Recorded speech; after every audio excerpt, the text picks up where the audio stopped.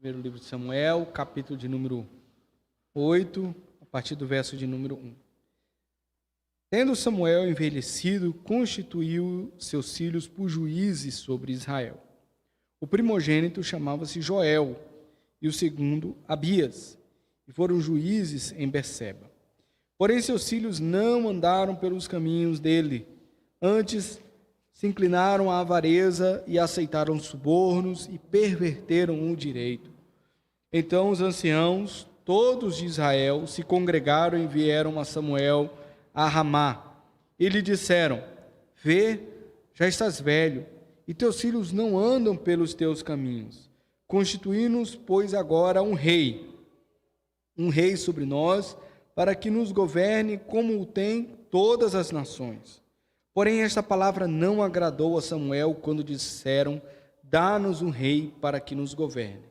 Então Samuel orou ao Senhor. Disse o Senhor a Samuel: Atende a voz do povo em tudo quanto te diz, pois não te rejeitou a mim, não te rejeitou a ti, mas a mim, para eu não reinar sobre ele. Segundo todas as obras que fez desde o dia em que o tirei do Egito até hoje, pois a mim me deixou e a outros deuses serviu, assim também o faz a ti.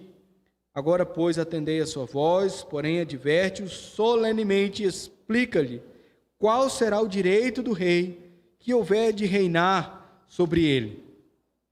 Referiu Samuel todas as palavras do Senhor ao povo que lhe pedia um rei e disse: Este será o direito do rei que houver de reinar sobre vós. Ele tomará os vossos filhos e os empregará no serviço dos seus carros e como os seus cavaleiros para que corram diante deles, e os porá uns por capitães de 1000 e capitães de 50, outros para lavrarem os seus campos e ceifarem as suas messes, outros para fabricarem as suas armas de guerra e o aparelhamento de seus carros. Tomará as vossas filhas para perfumistas, cozinheiras e padeiras, tomará o melhor das vossas lavouras e das vossas vinhas e dos vossos olivais, e o dará aos seus servidores. As vossas sementeiras e as vossas vinhas dizimará, para dar aos seus oficiais e aos seus servidores. Também tomará os vossos servos e as vossas servas, e os vossos melhores jovens e os vossos jumentos, e os empregará no seu trabalho. Dizimará o vosso rebanho, e vós lhe sereis por servos. Então, naquele dia, clamareis por causa do vosso rei, que houverdes escolhido, mas o Senhor não vos ouvirá naquele dia. Porém, o povo não atendeu a voz de Samuel e disse: Não, mais seremos um rei sobre nós. E aqui, meus irmãos, a leitura. Vamos orar mais uma vez. Oh Deus, te agradecemos pelo culto que prestamos a Ti. E também agora pedimos, ó Pai, a bênção do Senhor sobre esta aula.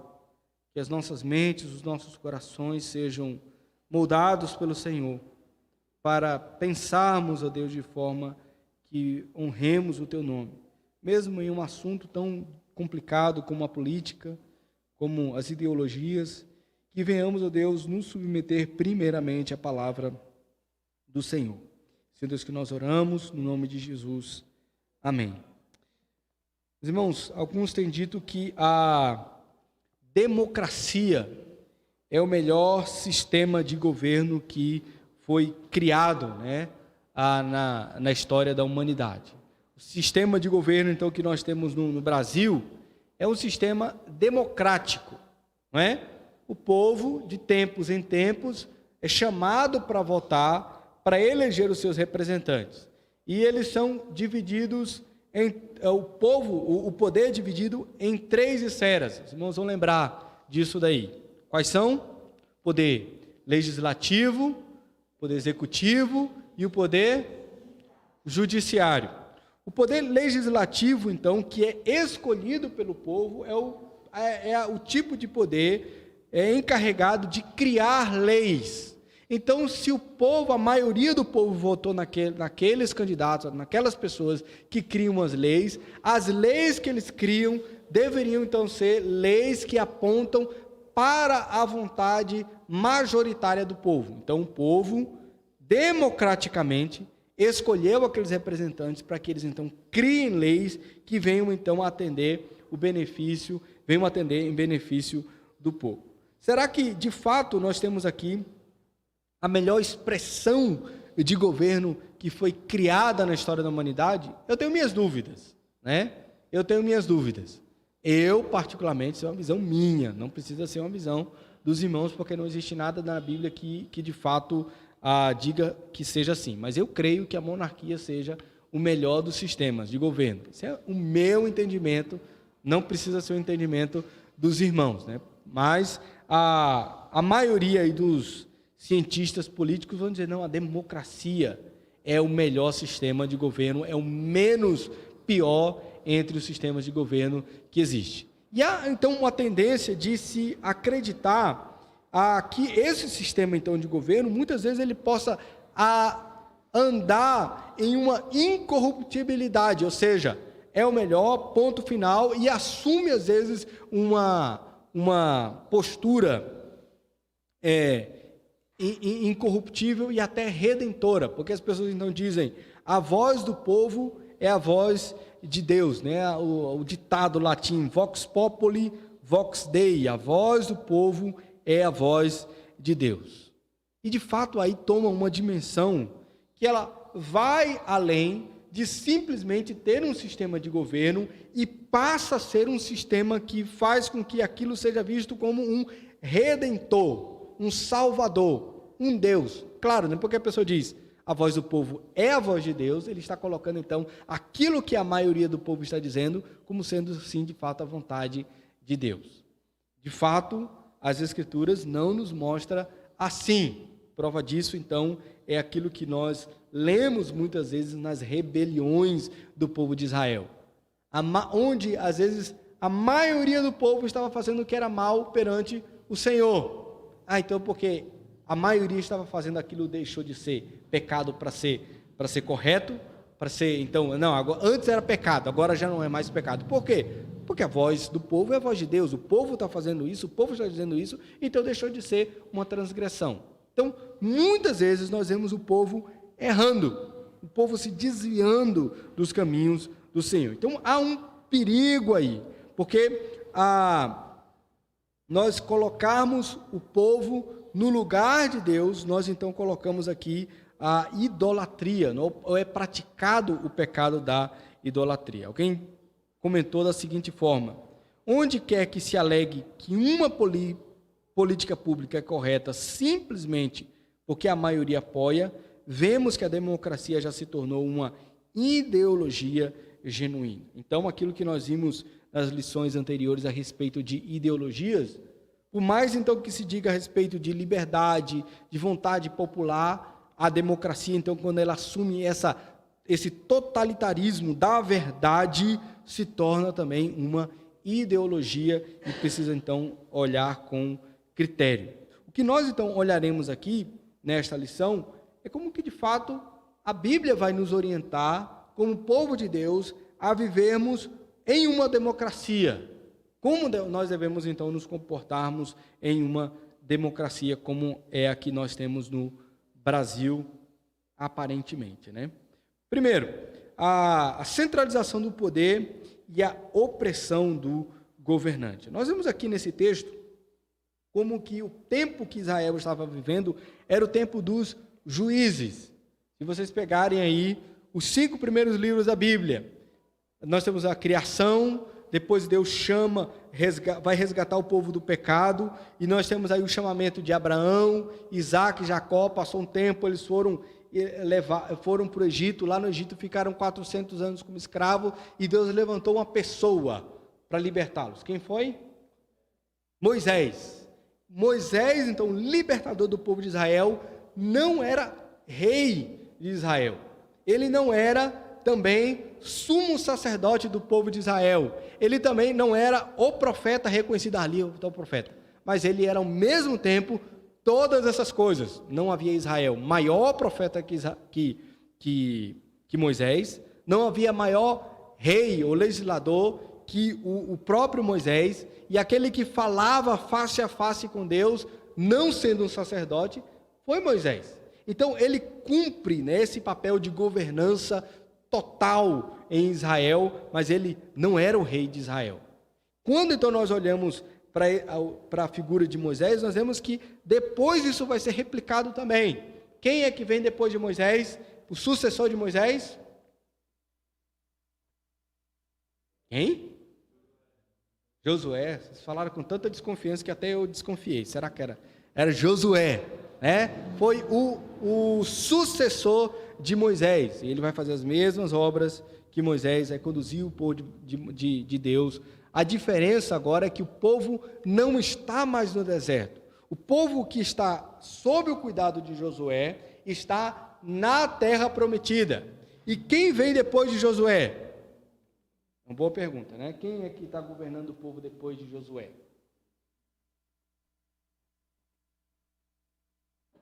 Vou dar uma dica para vocês. A gente estudou todo o livro um tempo atrás aqui, no culto da manhã. Depois de Josué vem o tempo dos juízes, né? Dos juízes. Ou seja, Israel continuava sem rei. Veio então uma série de juízes que na terra prometida conduziam o povo de Israel, mas nenhum deles era juiz. Lembram em especial um chamado Gideão, né? Gideão, ele era um juiz em Israel e o povo veio falar para ele: Gideão, seja o nosso rei. Aí Gideão diz: não, de jeito nenhum, eu não quero ser rei sobre vocês. Mas quando ele teve um filho, qual foi o nome do filho? Abimeleque. O que significava Abimeleque? Meu pai é rei. Meu pai é rei. O que Gideão fez? Ele criou um harém. Só rei tinha harém.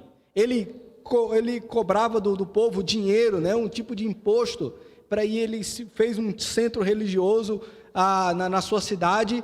Então, ele vivia como um rei. Ele diz: não, eu não quero ser rei de vocês. Mas ele vivia como um rei. Mas, de fato, não era rei. Não era rei. Nós, então, temos aí todo esse tempo de juízes, o tempo onde se dizia havia juízes na terra e não havia rei sobre Israel. Um desses juízes foi nomeado em Israel no tempo de Samuel. E ele nomeou 2 juízes, que era Joel e Abias. Coincidentemente, eram os filhos de Samuel. Ele mesmo foi lá e diz: os meus filhos agora vão ser juízes sobre Israel. O próprio grande Samuel, ele mesmo então institui os seus filhos como juízes sobre Israel. Mas teve um problema. O problema foi que esses juízes nomeados por Samuel, filho de Samuel, eles não julgavam corretamente, não conduziam o povo do Senhor de forma correta. E aqui então o povo se reúne no verso de número 6, dizendo: nós queremos um rei. O povo então se reúne, agora então eles dizendo: nós não queremos um rei, nós não queremos juízes, nós não queremos aqui vir consultar o Senhor, lendo a palavra do Senhor, conversando com Samuel, ouvindo a lei do Senhor, mas nós queremos reis. E muito interessante, meus irmãos, no verso de número 7,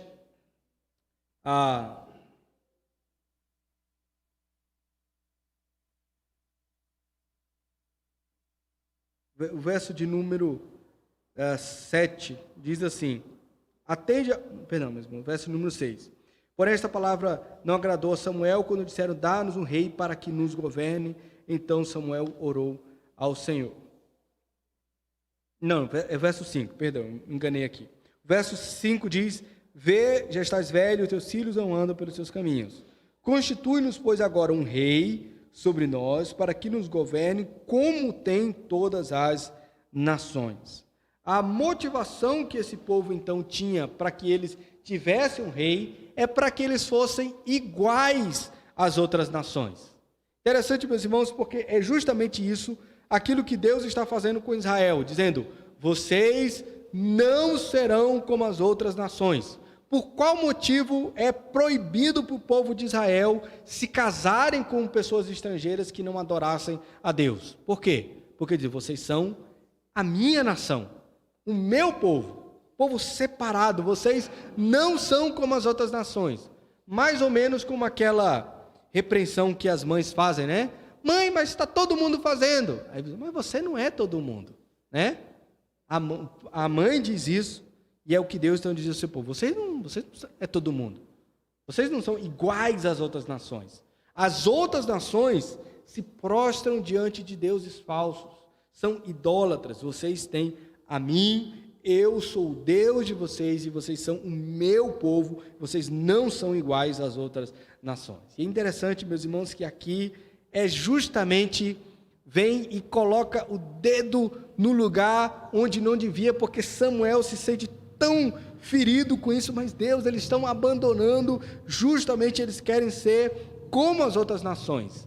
E aqui Deus responde para Samuel dizendo: eles não rejeitaram a você, eles estão rejeitando a mim, para que eu não reine sobre eles. No fundo, o desejo daquele povo que se reuniu ao redor de Samuel era dizer: nós não queremos mais que Deus reine sobre nós queremos ser como as outras nações que têm os seus reis e que eles então governem, que esses reis então governem sobre nós. Aqui, meus irmãos, há uma motivação idólatra em relação a isso, porque eles então agora estão dizendo: nós queremos ser como as outras nações pagãs, nós queremos ser como aqueles que não honram mais a Deus. A vontade do povo aqui, centralizada em uma pessoa, fez com que eles permitissem que a motivação do coração pecador conduzisse então à escolha deles. João Calvino, ele diz o seguinte: vós, ó povos, a quem Deus deu a liberdade de escolher os seus próprios magistrados, cuidem-se de não se privarem desse favor, elegendo patifes e inimigos de Deus para a posição de mais alta honra. Cuidado com a motivação do coração para eleger alguém para colocar em alta honra. Alguém que não teme ao Senhor, dizendo: não importa, não importa isso. O que importa é, de fato, exercer o meu direito de votar. Não importa se essa pessoa está transgredindo a lei de Deus, não teme a Deus. Nós vemos aqui, meus irmãos, como que esse povo, ao se apresentar diante do Senhor com motivações egoístas, é lógico que eles então escolherão alguém terrível. Quem foi a pessoa que eles escolheram para ser rei sobre Israel? Eles aprovaram? É esse, Saul, né? Aqueles então são conduzidos de forma errada. E Deus, então, quando vai escolher a Davi como rei de Israel, e ele foi lá na casa de Jessé escolher, e aí Jessé trouxe o filho mais velho, mais bonito, mais alto, isso aqui. Aí, quando então Samuel olhou, certamente esse é o rei sobre Israel. Aí Deus fala com Samuel na mesma hora, dizendo: o homem vê o exterior, mas Deus vê o coração. Deus vê o coração. E muitas vezes, então, a motivação do coração pecador vai justamente, simplesmente se deixar levar por coisas que são externas. E então, dando poder, dando a honra, com motivações erradas, colocando nas mãos de pessoas erradas, para que então elas conduzam de forma que conduzirá todo o povo de Deus toda uma nação a ser contrária ao Senhor, a ser então contrária aos princípios da palavra do Senhor. Mas há um outro grande perigo aqui, como nós já falamos, a respeito do perigo da idolatria da democracia. A autoridade do magistrado civil, de acordo com as Escrituras, ela é estabelecida com Deus para exercer justiça. Correto? Vamos abrir em Romanos, capítulo 13, verso 4. A gente vai ver isso sendo dito por Paulo. Eu vou pedir para um outro irmão, desse lado de cá, abrir na primeira carta de Pedro, capítulo 2, versículo 14. Alguém aqui abre Romanos 13, verso 4, e alguém aqui, 1 Pedro 2, 14.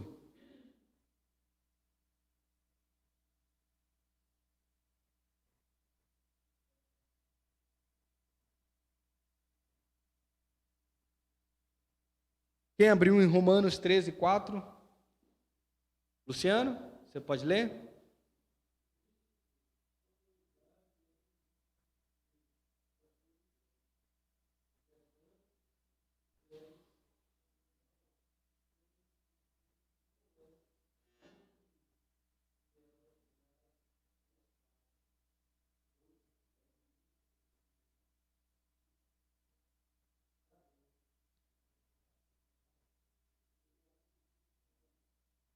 Ok, então, Paulo está dizendo, os magistrados, eles são colocados por Deus para aplicarem a justiça, aquilo que é correto. É claro que no pensamento, então, das Escrituras, os reis, os imperadores, no tempo de Paulo, o presidente, quem quer que seja, ele era um instrumento para aplicar a justiça de Deus. No momento, então, que esse presidente, esse rei, esse imperador falasse, então, algo que seria simplesmente do seu próprio coração, não apontando para a justiça de Deus, ele poderia ser destituído. Porque, de fato, ele não está exercendo aquilo que vai levar à justiça de Deus. 1 Pedro 2,14.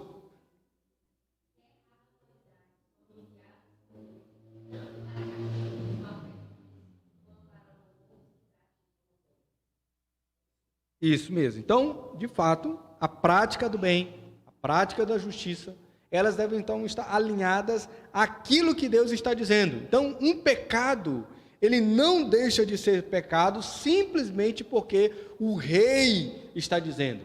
O imperador está dizendo. De repente se levantava o imperador e dizia: ó, gente, a lei de Deus diz que há apenas um Deus, mas eu estabeleço agora que há vários deuses, e todos então estão livres para adorar vários deuses, e todos então devem se prostrar diante das mais variadas estátuas. Aí a igreja, ouvindo isso, diz: o imperador disse que não há um Deus verdadeiro, há vários deuses. Então agora, a partir de agora, a igreja não dirá que simplesmente Deus, o nosso Deus, é o Deus verdadeiro. Nós vamos então agora abrir para que todas as pessoas de todos os credos se reúnam aqui. Mas qual é o fundamento disso? Não, o imperador disse. Não, mas a Bíblia está dizendo... Não. A lei do imperador, ela está acima da lei das Escrituras. Nós entendemos que a lei moral de Deus é uma lei que não pode ser abolida por nenhum imperador, nenhum rei, nenhum presidente, por nenhum juiz, porque é a lei que permanece para sempre. Então, a democracia que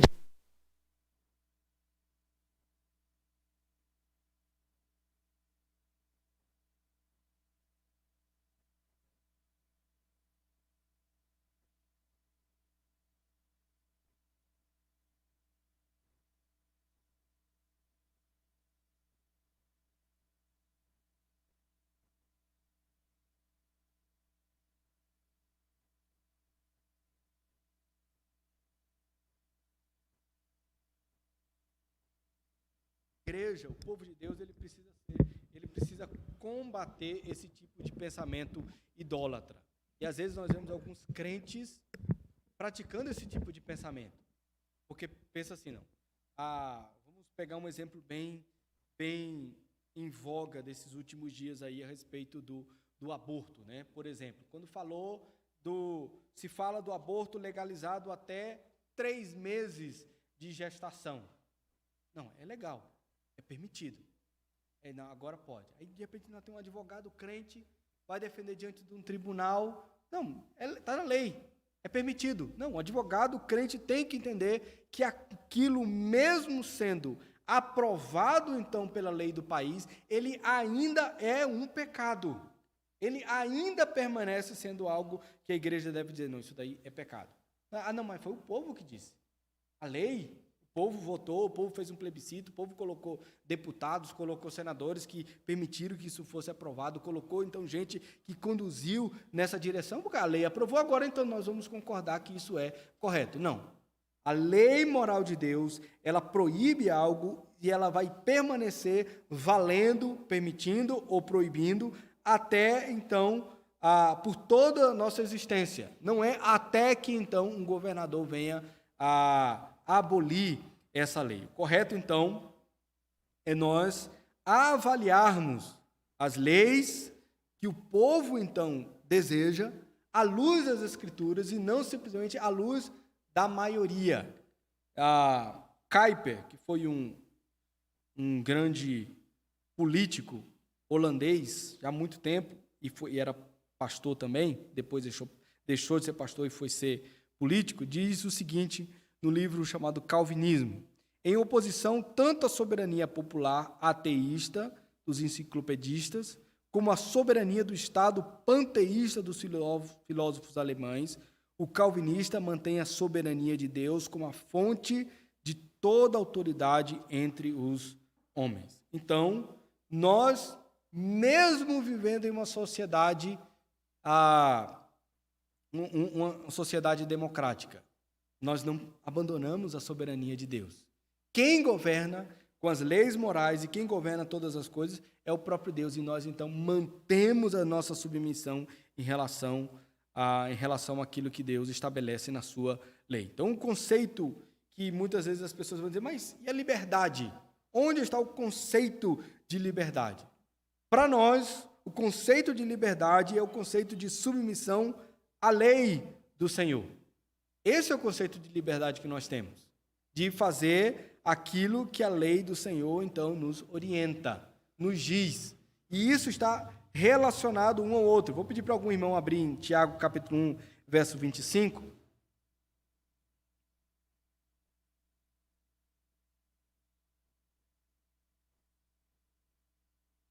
Tiago, capítulo 1, verso 25.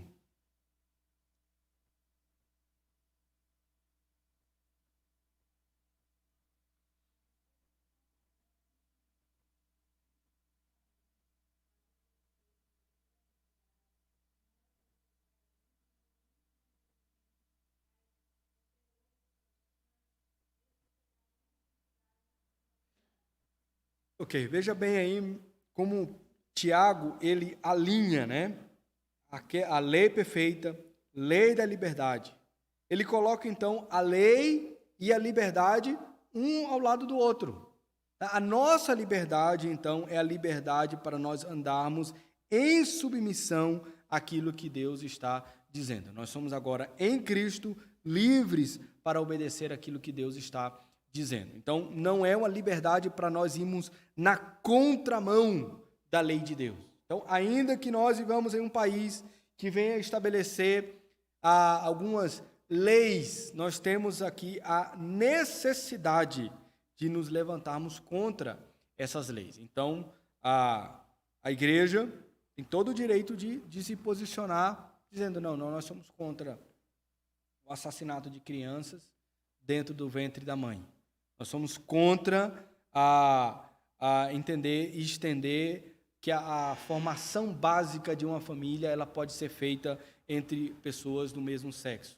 Nós somos contra essas coisas porque, de fato, a lei moral de Deus, que está acima dessas leis, assim o diz. É claro, meus irmãos, que com isso nós não vamos, nós mesmos, quebrar a lei de Deus, de repente pegando essas pessoas e maltratando, né? Porque é um homossexual, nós agora temos o direito, segundo a lei do nosso Deus, de excluí-la da sociedade, que ela não pode mais trabalhar, que ela não pode mais estudar, que ela não pode mais exercer o seu direito como cidadão. Não significa isso. Significa, então, que em termos de fé e em termos de entendimento como as pessoas devem se relacionar no progresso, na manutenção da humanidade, o caminho do homossexualismo é um caminho ruim. É uma escolha ruim que ela faz para ela e a longo prazo para a manutenção da humanidade. Mas nós devemos, então, entender que não é porque a maioria do povo está dizendo, não é porque as leis estão apoiando, que o povo de Deus, então, deve simplesmente se curvar diante dessas leis. Por último, meus irmãos, nós precisamos também tomar cuidado com da democratização sem limites. Pensamento, então, não, a democracia é o melhor sistema de governo que existe, isso deve, então, invadir todas as áreas, todos os lugares. Imagine, então, por exemplo, você aplicar de forma idólatra a democracia no ambiente familiar. Então, o pai que trabalhou o mês inteiro, ele recebe o seu salário e aqui está o salário da família. Agora nós vamos votar para que a gente decida como nós vamos gastar o nosso dinheiro. Né? Aí se levanta com todos os seus direitos a criança de 9 anos e diz, eu acho que a gente tem que gastar o nosso dinheiro comprando videogame novo para a família. Já pensou, Nicolas? Já pensou? Aí levanta o outro lá, no alto dos seus 15 anos, não, eu acho que tem que comprar um celular novo para mim. E aí, então, as crianças estabelecendo aquilo que é prioridade na maneira de gastar o dinheiro da família. O que vai acontecer com essa família dentro de 2, 3 meses? Vai passar fome, né? Vai passar fome. Porque as crianças não têm maturidade de decidir como é que vai ser gasto o dinheiro. Então, reunir a família de forma democrática contraria a natureza daquilo que é a família. Deus estabeleceu os pais da família para que eles, então, liderem a família. Eles, então, estabeleçam os limites dessa família, para onde a família vai, e os pais, então, estabelecem que tipo de padrão de vida vão ter, como vai ser o ambiente familiar. Os pais, então, foram estabelecidos por isso. Os filhos devem, então, se submeter a esse tipo de liderança. É claro que os pais não têm com isso direito de quebrar a lei de Deus. Né? Não tem, então eu sou agora autoridade, Deus me deu essa estabilidade, então posso espancar o meu filho até que ele faça aquilo que eu desejo. Não pode fazer isso, porque você está quebrando a lei de Deus, está desonrando o nome de Deus. Mas nós não podemos, então, levar a democratização a todos os ambientes da existência do ser humano, porque aí seria um grande prejuízo, dependendo da área. E é justamente isso que muitas pessoas, às vezes, pensam em relação à família, em relação à escola, em relação a convívios, a certos tipos de convívios sociais. Não, aqui é uma democracia. Então, nós vamos decidir. Colocar nas mãos de crianças e adolescentes o destino de uma nação é terrível, meus irmãos. É terrível. E aqui, mais uma vez, eu vou dar a minha opinião. Os irmãos não precisam concordar com esse ponto específico.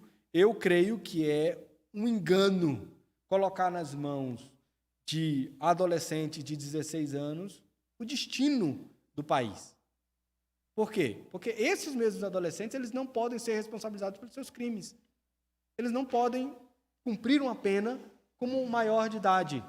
Não, é o menor de idade. Aí, então você vai colocar o direito de milhões e milhões e milhões de adolescentes que, na maioria das vezes, passam um dia preocupado em acompanhar a vida de um youtuber que mudou a cor do cabelo dele. Antes era laranjado, agora é vermelho. E aí ele passa o dia inteiro conversando sobre isso, falando sobre isso, insistindo com os pais, porque, eu quero pintar meu cabelo também.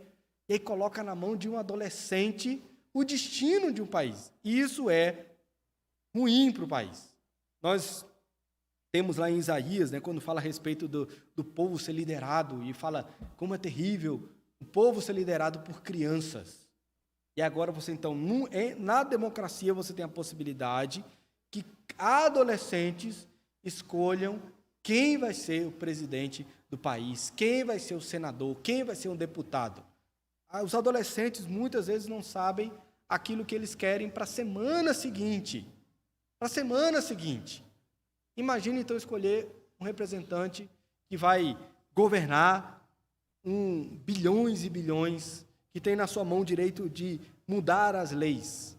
Então, há direitos e há também responsabilidades. Aqueles que não pagam impostos, aqueles que não respondem pelos seus crimes, aqueles que não podem ser penalizados pelas suas ações, também não devem ter o direito de votar. À medida que você for um cidadão que está pagando seu imposto, que vai ser responsabilizado, que você vai, então, mandar aí na sua família, na sua casa, ou você está sendo responsável pela sua vida, aí sim você receberia o direito de votar. Então, é complicado, nós vivemos em uma sociedade que espalha a democracia por todos os lados e coloca a democracia como um Deus, num relacionamento idólatra, num relacionamento, então, que será mais cedo ou mais tarde destrutivo e fará, então, com que toda uma sociedade venha a ser penalizada. Nós, meus irmãos, então, para finalizarmos, vivemos em uma democracia. Então, nós devemos viver como cidadãos que correspondem a isso. Então, vá votar, faça a sua parte, se inteire sobre as situações, mas não coloque, não permita que aquela pessoa que você vai votar seja, então, tenha um entendimento que ela pode, então, pegar as leis morais de Deus e distorcer, fazer o que ele quer, porque, não, eu sou eleito pelo povo, eu posso fazer o que eu quiser. Isso é idólatra e deve ser rejeitado, então não caminhe nessa direção. Busque aquilo então que é justo, que vem das mãos do Senhor, da parte do Senhor, e não aquilo que simplesmente é a vontade do povo, né? A maioria do povo. Alguma pergunta, gente? Algum comentário? Alguma opinião, sugestão? Se teve até que levantar, Yasmin, para falar. É sério, hein? Gente, então, algum comentário? Não? Ok. Vamos orar então, encerrando. Ó Deus, nós te agradecemos por esta manhã, pela aula que tivemos, por esse tempo de reflexão, de estudo. Pedimos que o Senhor continue nos abençoando ao longo deste dia, que venhamos, ó Deus, honrar o teu nome em todas as coisas. Seu Pai, que nós oramos, em nome de Jesus. Amém. Deus abençoe, meus irmãos. Até a noite, se Deus assim permitir.